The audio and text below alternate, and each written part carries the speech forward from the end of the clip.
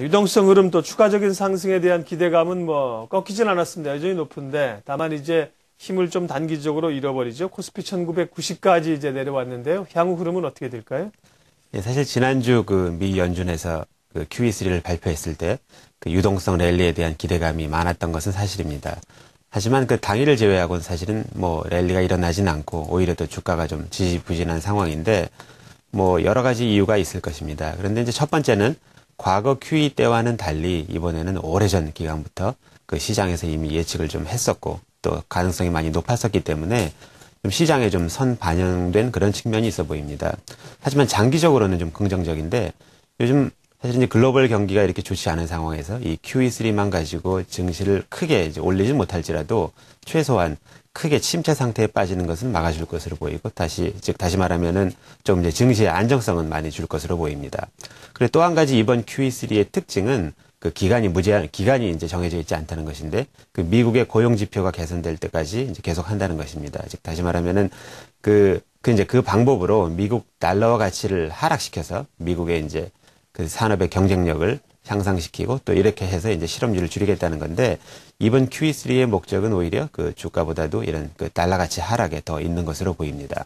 그러다 보니까 이제 얼마 전 일본에서도 경기 부양책을 발표하면서 그 일본 중앙은행이 그 자산 매입 기금 이제 10조 원을 증액을 했는데 그렇게 발표를 했는데 이 주 타겟이 이제 3년 미만, 그 만기 3년 미만의 그 국채인데 그 얘기는 결국은 그 일본 엔화 가치를 이제 하락시키겠다는 그런 그 의도로 보입니다.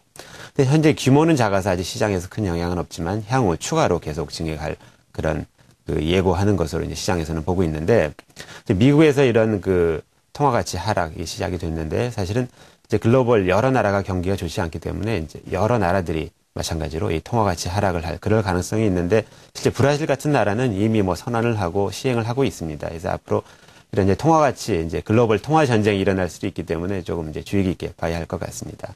그리고 이제 또 한 가지 그 QE3 발표했을 때 또 기대가 됐던 것이 이제 원자재 가격 상승 또 관련주 상승인데 사실은 이제 원자재 가격도 마찬가지로 별로 랠리가 일어나지는 않았습니다. 근데 그 주요 원인은 아마도 이 QE3보다는 그 원자재 가격은 이제 그런 중국 수요에 더 관련이 있기 때문입니다.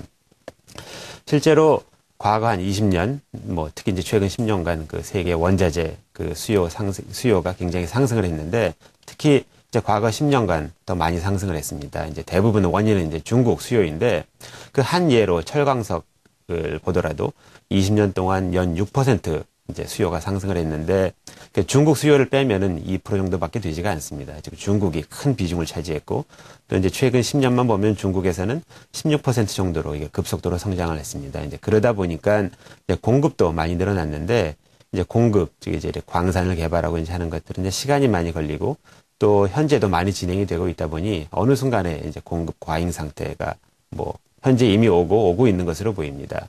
그리고 또 특히 더 이러한 중국발 수요의 상승은 어떤 면에서는 좀 중국 경제 왜곡된 약간 불균형적인 이러한 측면에서 온 면이 있기 때문에 앞으로 중국 경제가 이제 설비 투자가 좀 줄어들고 그 비중이 줄어들고 소비 부분이 늘어나는 리밸런싱이 일어나면은 성장 속도에 관계없이 이런 원자재 수요는 많이 줄어들 것으로 보입니다. 또 중국 재고도 많고 해서 사실은 조금 장기적으로 보면은 이런 이제 원자재 상승 이런 오히려 가격이 하락할 가능성이 더 많아 보입니다.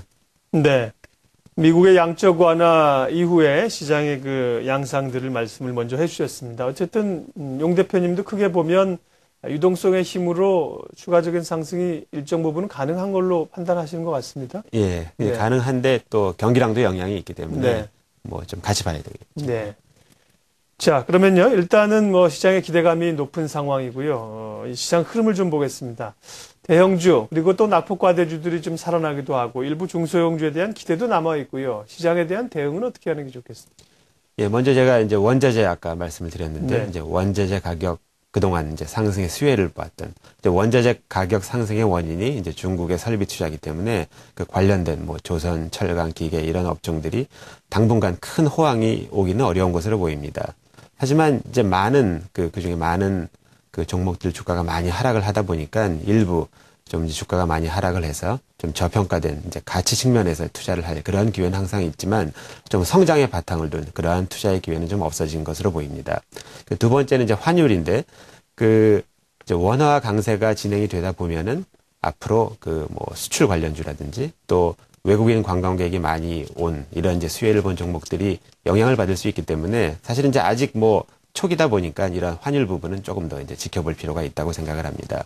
근데 이와 같이 이렇게 많은 우리나라의 주요 산업들이 세계 경기, 특히 중국 경기랑 밀접한 관련이 있고 또 환율과도 관련이 많기 때문에 조금 이제 전망이 그다지 아주 좋지는 않은데 그렇더라도 사실 그 경기의 영향을 조금 덜 받고 항상 성장을 할 수 있는 그러한 회사들은 존재를 합니다. 이제 특히 이제 중소형주에 많다 보니 조금 잘 발굴을 하다 보면은 좋은 기회가 아직도 조금 있는 것 같습니다.